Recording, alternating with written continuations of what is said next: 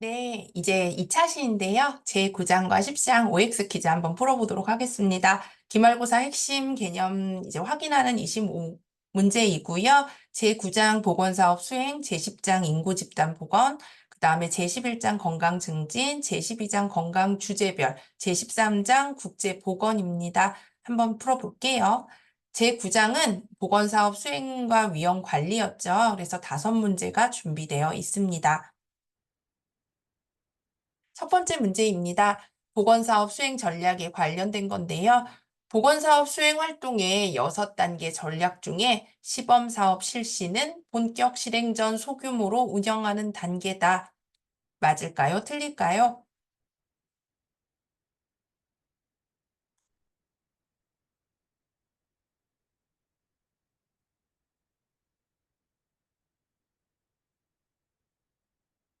네, 이 문제는 정답이 맞습니다. 보건사업 수행 6단계는 홍보를 먼저 해야 되고 지지와 재원을 마련하고 지원 조직을 개발하고 담당자 역량을 강화한 다음에 5번째 단계에서 시범사업을 하게 되어 있는데요. 그리고 나서 마지막에 협조 체계를 구축하는 겁니다.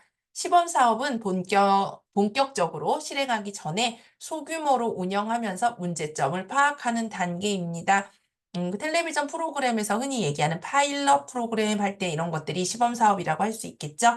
그래서 핵심은 수행 전략 6단계는 홍지, 조, 역, 시, 협, 홍보, 지지, 조직, 역량, 시범, 협조 단계를 거친다고 보면 되겠습니다.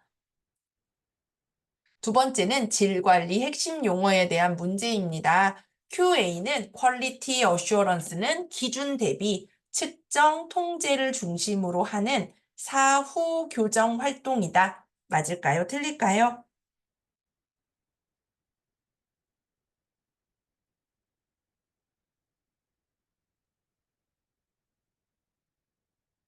네, 틀렸습니다. QA는 질 보장이라고 했죠. 그래서 QA는 Quality Assurance, 질 보장은 사전 예방 중심입니다.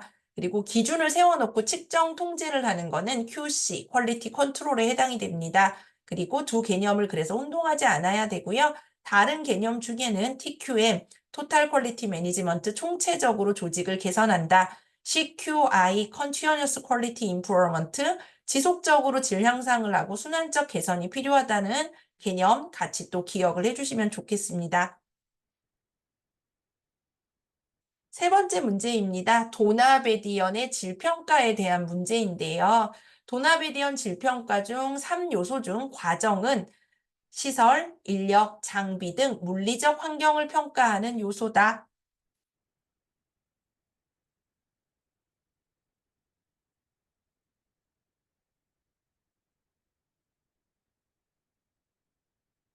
네, 틀렸죠. 시설, 인력, 장비 등은 물리적 환경 구조에 들어가죠. 이 도나베디언 질평가 할 때 3요소는 어떤 거였죠? 구조, 시설, 인력, 장비, 물리적 환경. 이거는 보건소 건물이나 의료 장비가 예시가 되고요. 과정은 프로세스, 서비스를 제공하는 방법과 절차. 그러니까 우리 문제에서 과정은 서비스 제공 방법과 절차였습니다.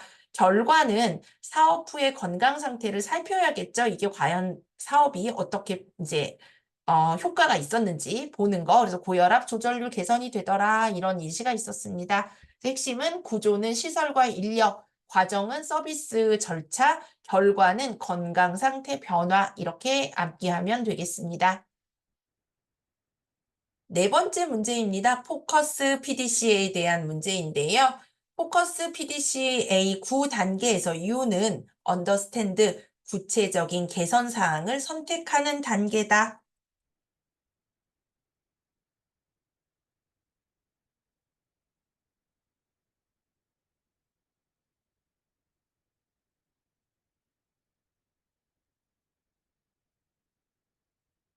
틀렸습니다. U는 어떤 거의 약자였죠? understand의 약자잖아요. 그러니까 이거는 이해, 그러니까 이 변화가 필요한 이유를 파악하는 단계입니다. 구체적인 개선 사항을 선택하는 단계는 S, select입니다. 포커스의 총체적인 약자를 보면 포커스의 F는 find, O는 organize, C는 clarify, U는 understand, 마지막 단계 S가 select입니다. 그래서 U는 변화가 필요한, 왜 필요한지 좀 이해해 보는 게 understand고요. 이제 총체적으로 그러면 어떤 거를 개선할까라고 선택하는 거는 select입니다.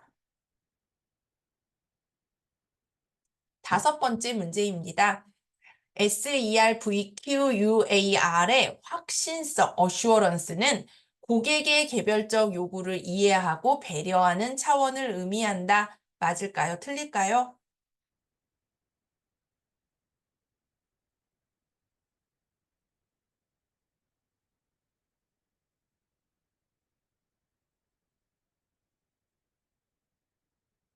네, 이거 참 많이 어렵죠. 좀 용어도 어렵고. 그런데 개별적 배려와 요구의 이해는 공감성, 엠파시에 해당이 됩니다. 확신성은 지식, 예의, 신뢰를 전달하는 차원으로 그 예시로는 의료진의 전문성과 친절이 대표적인 예라고 했죠. 그래서 요거 어, 확신 공반유로 외웠는데 지금은 이렇게 되어 있지는 않은데 확신성은 이제 질 관리에서 지식과 예의 그리고 신뢰성은 이제 약속한 서비스가 정확한 시간에 제공이 되느냐 내가 병원에 갔을 때 제 시간에 제대로 해주느냐 공감성 내가 요구하는 어떤 개별적인 부분에 대해서 잘 들어주느냐 가능성 자진해서 신속하게 도움을 주느냐 유형성, 물리적 환경, 병원이 얼마나 깨끗하고 또 이제 뭐 유니폼 같은 것도 깨끗한지, 화장실은 깨끗한지 이런 것들을 보는 게 물리적 환경과 외형입니다. 그래서 확신성은 지식과 예의로 신뢰를 전달하고요. 공감성이라는 거는 개별적인 배려와 요구가 받아지는 것을 의미합니다. 그래서 요 S, E, R, V, Q, A, U, A, R 요 약자, 그리고 그 약자들이 이제 어떤 것들을 의미하는지 잘 기억해 주시기 바랍니다. 아, 벌써 10장이네요. 10장은 생애주기별 인구집단 보건사업이라고 했고요. 우리 생애주기별로 어떤 보건사업들이 이루어지고 있는지 배웠던 단원입니다. 6번 문제부터 풀어보도록 하겠습니다. 6번 문제인데요. 청년기 20에서 39세 사이의 사망원이 1위는 암이다.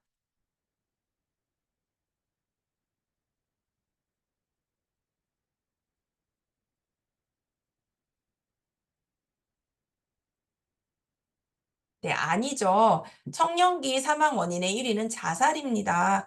암이 사망 원인 1위인 생애 주기는 장년기 40에서 64세고요. 청년기에는 자살 외에 우울증, 운수사고, 성매개 감염이 주요 건강 문제입니다. 그리고 이제 앞에 우리 생애 주기에는 영아기, 아동기도 있었고요. 장년기 뒤에는 노년기, 65세 이상이죠. 그래서 노년기의 사망 원인 1위는 복합 만성 질환과 치매, 우울증 등이 있었습니다. 그래서 각 그 세계 주기의 주요 사망 원인에 대해서도 기억해 주시기 바랍니다.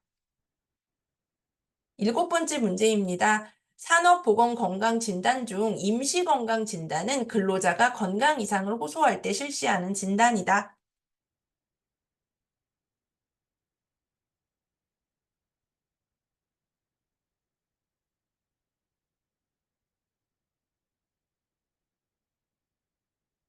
네, 틀렸죠. 건강 이상을 호소할 때 실시하는 것은 수시 건강 진단입니다. 임시 건강 진단은 언제 하냐? 위험 노출 및 사고가 발생했을 때 집단 이상의 원인을 규명하기 위해 실시합니다. 그래서 한 번 더 우리 건강 진단의 산업보건 건강 진단에 대해서 좀 알아보면은요. 채용 전에 신규 채용 시에는 직무가 잘할 수 있는지 기초 건강은 어떤지 파악하는 검사를 하고요. 정기 검사는 일반 질환과 직업병을 고기 발견하기 위해 주기적으로 실시를 합니다. 수시는 건강에 이상이 있다고 호소할 때, 이 직업 관련해서 혹시 건강에 이상이 있나 확인하는 검사고요. 임시 건강 진단은 위험 노출 사고 시에 이제 이루어지는 이 검사입니다. 그래서 집단이 혹시 이 집단에 뭐 배탈이 났다. 그러면 이게 원인이 어떤 건지를 알아보는 게 임시 건강 진단입니다. 이번에는 고령화 사회에 관련된 문제입니다. 65세 이상 인구가 14% 이상이면 초고령 사회 슈퍼 에이지드 소사이어트로 분류한다. OX 선택해 주시기 바랍니다.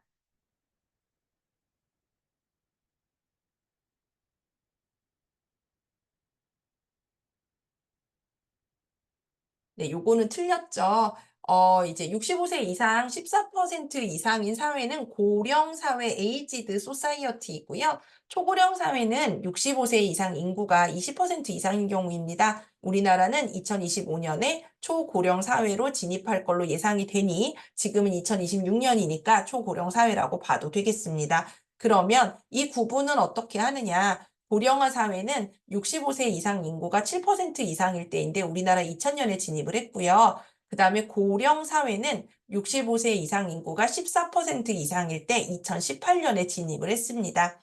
초고령 사회는 20% 이상의 인구가 이제 65세 이상일 텐데요. 우리나라 2025년 진입 예정이고 굉장히 가파르게 고령화 사회로 가고 있죠. 그래서 요 이제 그 각각의 용어 고령화 사회, 고령 사회, 초고령 사회와 그 인구 비율에 대해서 또 이제 기억을 해주시기 바랍니다. 9번째 문제입니다. 사례 관리에 대한 문제인데요. 사례 관리 5단계 중 사정은 대상자를 발굴하고 라포를 형성하는 단계다.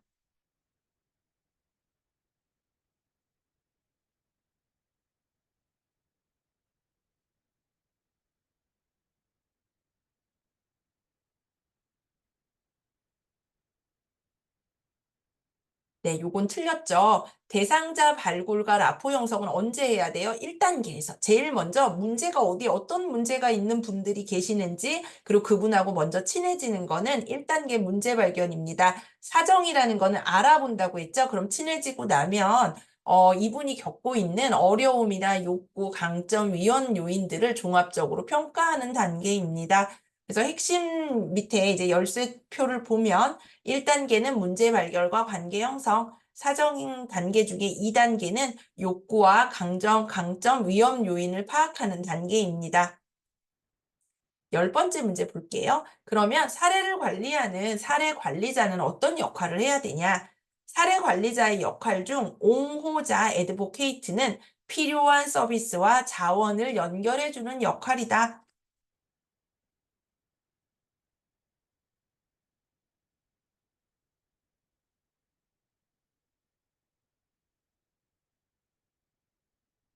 이거는 틀렸죠. 이제 중개자죠. 이제 그 필요한 서비스와 자원을 연결하는 역할은 이제 브로커, 중개자가 하는 역할인데요. 옹호자는 이 사람의 권리를 대변해 주는 겁니다. 뭐 혼자 사시는 할머니, 어려운 아이들, 이런 아이들의 권리를 이들이 스스로 주장하기가 어렵기 때문에 옹호자들은 대상자의 권리를 대변하는 역할이고요. 그래서 한번 사례관리자 역할들 몇 가지 좀 살펴보면 필요한 서비스와 자원을 연결하는 것은 중개자, 전문적인 조언을 제공하는 것은 컨설턴트, 그리고 이제 어떤 서비스가 필요한지 알아낸 다음에 그 기관과 서비스를 연계 조정해 주는 것은 코디네이터, 그리고 권리를 대변해 주는 것은 옹호자입니다. 그래서 우리 문제에 나왔던 중개자는 자원을 연결해 주는 거고요. 그리고 옹호자는 권리를 대변해 주는 겁니다.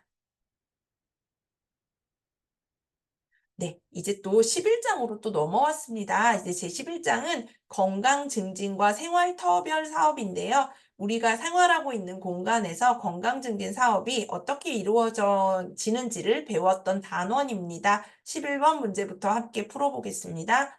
11번 문제는 건강 증진에 대한 이제 개념을 얘기하다 보니까 이게 언제부터 나왔냐? 오타와 헌장인데요.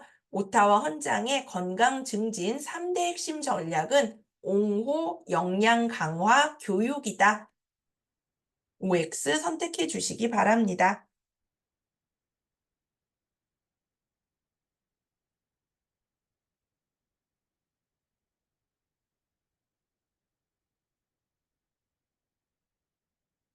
네, 틀렸죠. 오타와 헌장의 3대 전략은 이제 아까 틀렸던 내용이 옹호 역량 강화와 연합 중재입니다. 네, 교육은 오타와 헌장 5대 활동 영역에 나왔던 걸로 개인의 기술 개발, 개인이 건강 증진을 위해서는 개인이 교육을 받거나 정보를 취득해야 된다라고 했을 때 들어갔던 어떤 수단의 내용이지요. 3대 전략이 아닙니다. 3대 전략은 옹호, 역량 강화, 중재입니다. 옹호는 이제 정책들을 여기다가 모두 이제 건강에다가 해야 된다. 그리고 개개인별로 역량 강화가 필요하다. 여러 가지 기관들이 서로 네트워킹을 하는 중재가 필요하다. 이게 이제 오타와 헌장의 3대 전략입니다. 12번째 문제인데요. 국제건강증진 이 개념이 국제적으로 어떻게 회의에서 다루어졌는가 역사적으로 봤었는데요. 2013년 핀란드의 헬싱키에서 개최된 제8차 국제건강증진회의의 핵심 주제는 모든 정책에서의 건강, HIAP이다. 맞을까요? 틀릴까요?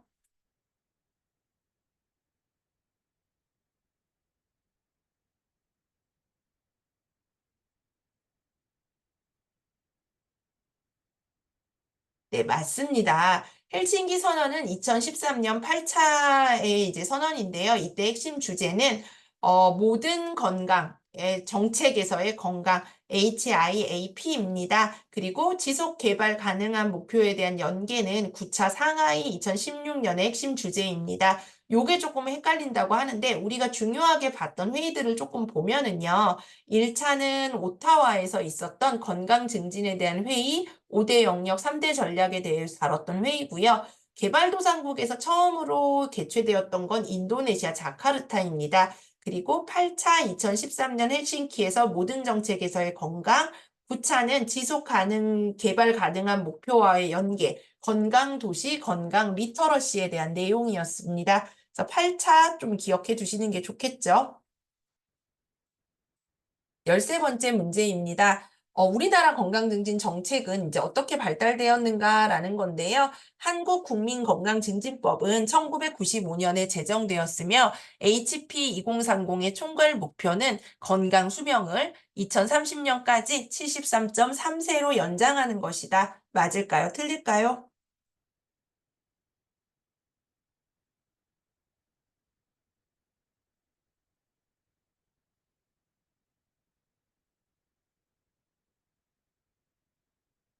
네, 맞습니다. 국민건강증진법은 1995년에 제정이 되었는데요. 이게 바로 이제 우리나라 건강증진 사업의 법적 근거가 되었습니다. HP 2030이 현재 이제 중요한데 제5차 종합계획으로 2021년에 시작이 되었고요. 총괄 목표 중에 하나가 이제 바로 건강 수명 73.3세까지 달성하는 것과 건강 형평성을 올리는 것입니다.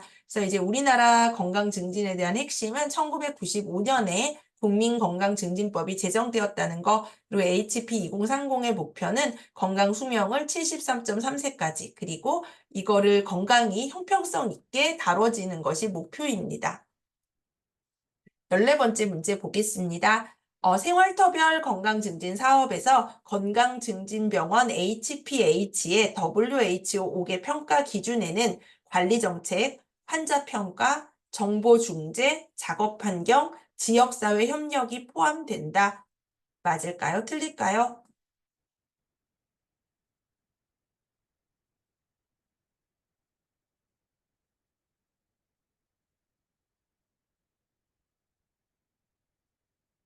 네, 맞습니다. 이게 좀 헷갈리죠? 건강증진병원 HPH는 WHO 5개 평가 기준을 정확하게 아까 서술을 했고요. 건강증진병원이라는 거는 환자와 직원의 건강증진과 지역사회 연계를 특징으로 합니다. 그리고 좀 비슷한 개념으로 건강증진학교가 있었는데요. 건강증진학교는 HPS로 그 6대 영역이니까 건강증진병원의 개수와는 헷갈리지 않는 게 이제 필요하고요.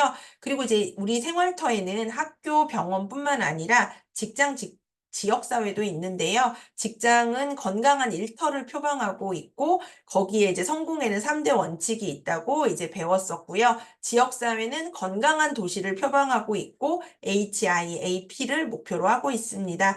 그래서 이제 건강증진병원의 5가지 기준은 관리정책, 환자평가, 정보중재, 작업환경, 지역사회 협력이 들어갑니다.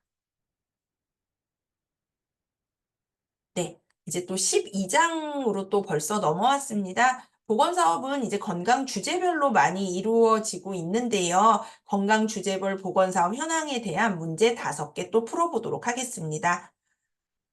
이제 첫 번째 주제 비만과 영양 관리에 대한 내용인데요. BMI 비만을 판단하는 기준으로 30에서 34.9는 2단계 비만에 해당하며 BMI 35 이상은 3단계 고도비만으로 분류한다. 맞을까요? 틀릴까요?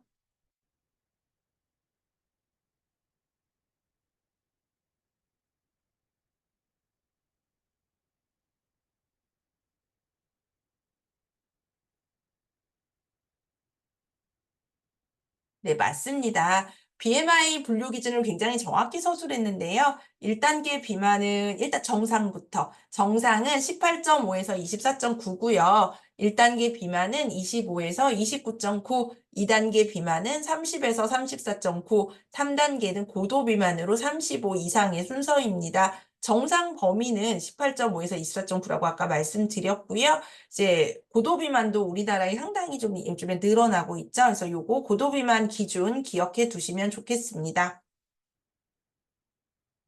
네, 16번째 문제는 흡연과 음주에 대한 부분인데요. WHO에서 만든 엠파워는 담배 규제를 위한 전략이며 세이퍼는 음주 폐해 감소를 위한 전략이다. 맞을까요? 틀릴까요?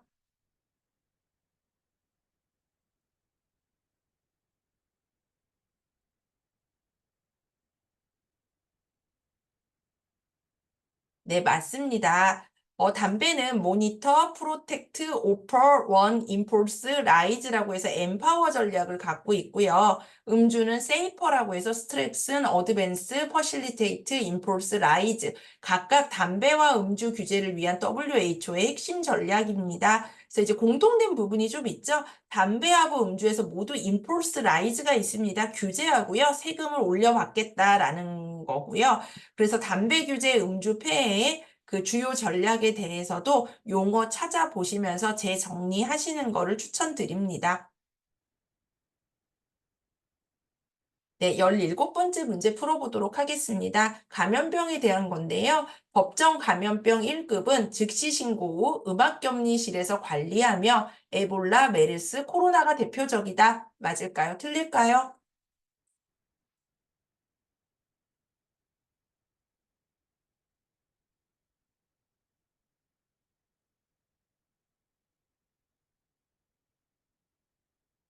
네, 정확히 서술하고 있죠. 맞습니다. 1단계 감염병의 특성에 대해서 이야기를 한 건데요. 1급은 치명률이 높고 집단 발생 우려가 큰 감염병으로 즉시 신고와 음압격리가 원칙입니다. 그런데 2, 3급은 24시간 이내 신고와 일반 격리가 이제 필요하고요. 4급은 7일 이내에 표본 검사가 이제 이루어져야 합니다. 그래서 아까 문제는 핵심 관리에 대한 거였고요. 다시 한번 이제 감염병에 대해서 조금 이제 알아보면, 이제 2급은 예방적으로 예방이 가능한 질환이죠. 결핵, 홍역, 콜레라 등이 있고 24시간 이내 신고가 되어야 되고요. 3급은 좀 지속적으로 감시해야 된다. 비형 간염, 말라리아 등이 있습니다. 4급은 독감이 대표적이고 7일 이내에 표본 감시가 이루어져야 합니다. 이번에는 코로나 바이러스 비교에 대해서인데요. 코로나, 메르스, 사스는 모두 코로나 바이러스를 그 기반으로 하고 있죠. 이 중에 전파력이 가장 높은 거는 메르스이며 치명률이 가장 높은 거는 코로나이다.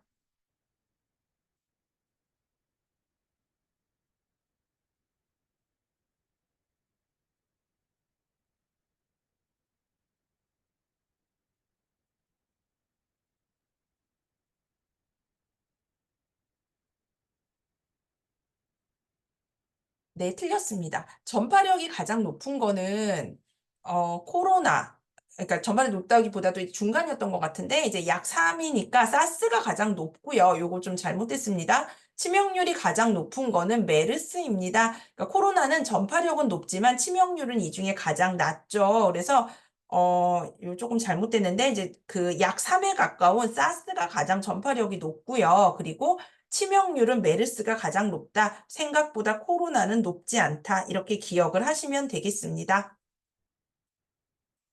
이번에는 만성질환과 정신건강에 대한 문제입니다. 한국 성인의 정신건강 서비스 이용률은 22.2%로 미국 44.1%와 캐나다 46.5%보다 낮은 수준이다. 맞을까요? 틀릴까요?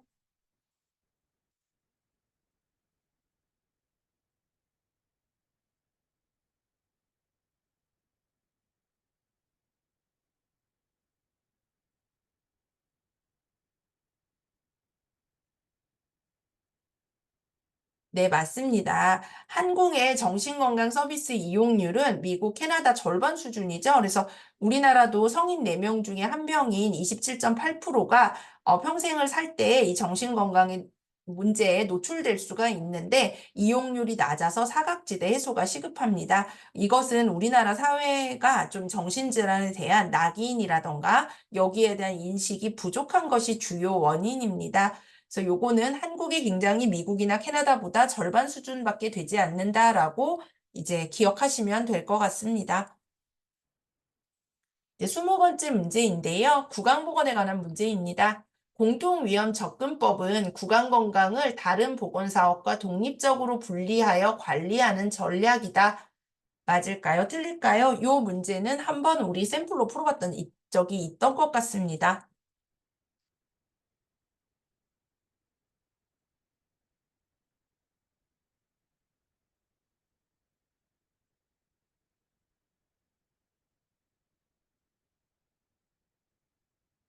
네, 틀렸습니다. 공통 위험 요인의 접근 핵심은 통합이지 분리가 아닙니다. 그래서 그 왜 구강보건을 홍천군에서 개선했을 때 이제 고혈압과 당뇨가 있는 사람들의 구강보건을 개선했을 때 구강 관리에 대한 부분도 그렇고 그다음에 만성질환 관리도 관리가 되더라라는 좋은 사례를 우리가 같이 공부를 했었는데요.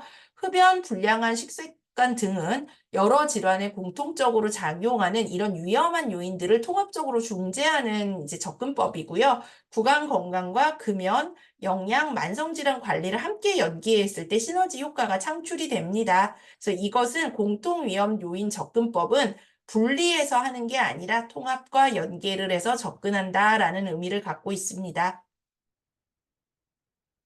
네, 벌써 마지막 장인데요. 제13장입니다. 제13장은 이제 건강 그 주제별로 사업을 다뤘고, 마지막으로는 국제보건 사업, 이제 세계에 대해서 우리나라가 다른 나라들에 어떻게 하는지, 그리고 세계는 어떤 목표를 갖고 있는지, 어떠한 기구들이 있는지 좀 배웠는데요. 여기에 대한 문제 풀어보도록 하겠습니다. 국제보건, 글로벌 헬스는 전 세계 모든 인구를 대상으로 건강 형평성 달성을 핵심 가치로 하는 개념이다.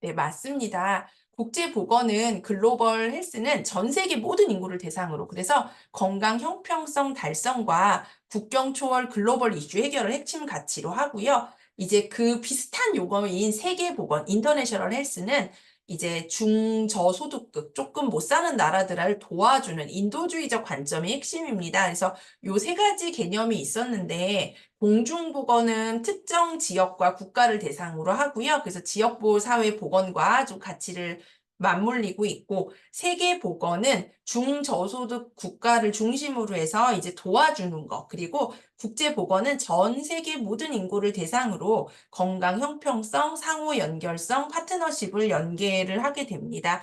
그래서 요 부분 세 가지 용어 헷갈리지 않도록 공부해 주세요.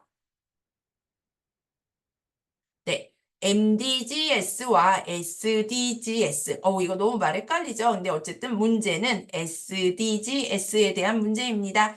SDGS는 2000년부터 2015년 기간 동안 시행된 8가지 목표의 국제개발 목표 체계이다.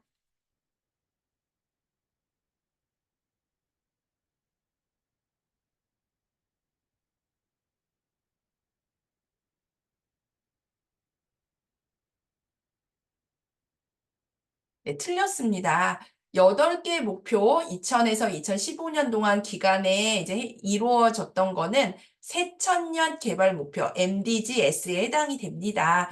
그 SDGs는 지속 가능 발전 목표인데요. 이거는 2016년부터 2030년까지 현재도 이제 진행이 되고 있고 17개 목표와 169개 세부 목표로 구성이 됩니다. SDGs는 개발도상국 중심의 MDGs와 달리 선진국을 포함한 인류 아주 보편의 목표입니다. 그래서 목표 개수가 벌써 다르고요. 대상도 다릅니다.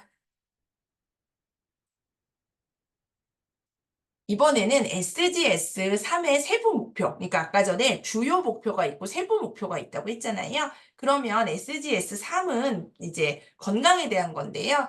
SGS 3.8은 보편적 의료 보장, UHC 달성을 목표로 하며 가장 핵심적인 SDG 3의 세부 목표로 꼽힌다.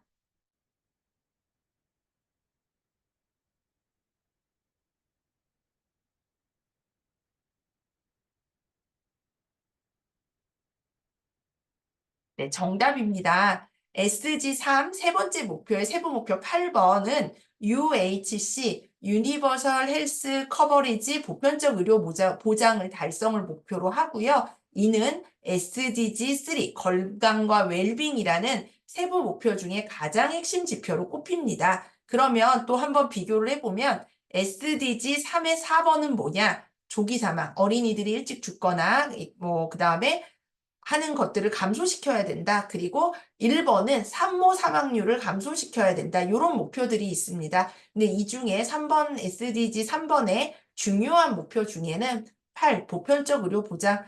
인종이 어떻든 나이가 어떻든 어디에 살던 이 의료적인 서비스는 그러니까 건강할 수 있는 권리와 의료 보장은 굉장히 중요하다. 보편적으로 이루어져야 한다는 것이 SDG 3.8입니다. 이제 한국은 이걸 이제 국제보건을 어떻게 추진하고 있냐, 이제 기관들에 대해서 공부를 했었는데요. 코이카 한국국제협력단은 외교부 산하 기관으로 무상 원조를 전담하며 또 다른 기관이 나오네요. EDCF는 기획재정부 소관으로 유상 원조를 담당한다. 이제 돈으로 이제 도와주는 것을 담당한다. 이게 맞을까요? 틀릴까요?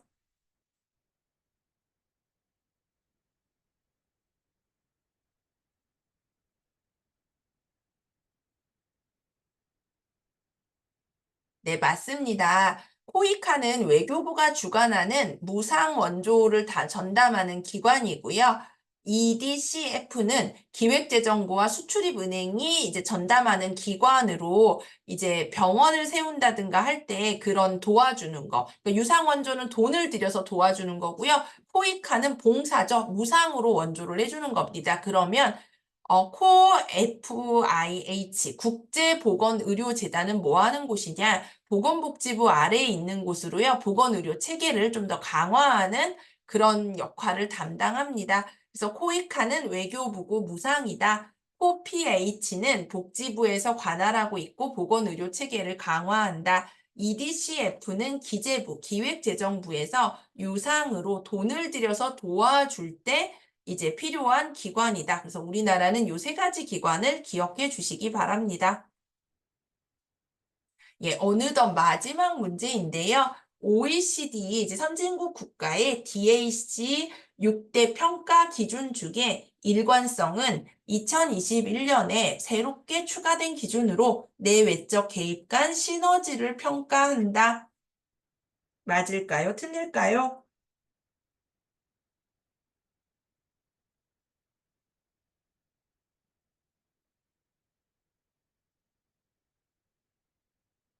네, 맞습니다. 이제 이 OECD DH 평가 기준을 먼저 한번 쭉 다시 한번 살펴보면은요, 적절한가, 이제 수요와 정책에 부합하는가, 일관성이 가장 늦게 이제 들어갔는데요. 내외적 개입 간의 시너지가 있는가, 효율성, 경제적으로 투입 대비 성과가 있었느냐, 효과가 있었느냐, 효과성, 긍정적인 영향, 부정적인 영향, 이게 어떤 영향력들이 있었는가, 영향력, 그다음에 이 사업을 종료하고 났을 때도 혜택이 지속적으로 이루어지는가, 지속 가능성, 이 중에 가장 나중에 추가된 기준이 일관성인데요. 2021년 기존 5대 기준에 추가된 신규 기준입니다. 내외적 개입, 안쪽으로 바깥쪽으로 뭔가 개입을 했을 때 각자 같이 시너지가 있는가를 핵심 질문으로 평가하게 됩니다. 그래서 6대 기준 다시 한번 보시면 적절성, 일관성, 효율성, 효과성, 영향력, 지속 가능성이 있습니다. 네. 이렇게 해서 우리 이제 25문제 OX 문제 풀어봤는데요. 이제 이제 얼굴을 우리가 못 보고 강의를 하다 보니까 여러분들이 이제 어떻게 강의를 잘 들었는지 모르겠습니다. 그래서 이제 파워포인트도 같이 공유해 드릴 거고요. 일단은 요 강의를 들을 수 있는 그 프린트물 두 가지, OX 퀴즈 문제, 그리고 앞서서 9장부터 13장까지 요약 정리한 것들이 있는데요. 그 요약 정리한 것들 이해가 잘 안 되시면 그 각 장의 프린트들 나눠드렸던 거 혹은 파워포인트 올려드렸던 거 함께 보시면서 시험 공부하시면 좋은 결과가 있을 거라고 생각합니다. 그래서 여러분들 한 학기 동안 너무너무 고생 많으셨고요. 이제 마지막 강의 때 인사를 못하고 시험을 보게 돼서 여기서 저는 이제 온라인 강의에서 여러분들 인사드리고 시험날 뵙도록 하겠습니다. 한 학기 동안 너무너무 고생 많으셨고 여름방학 잘 보내시기 바랍니다. 감사합니다.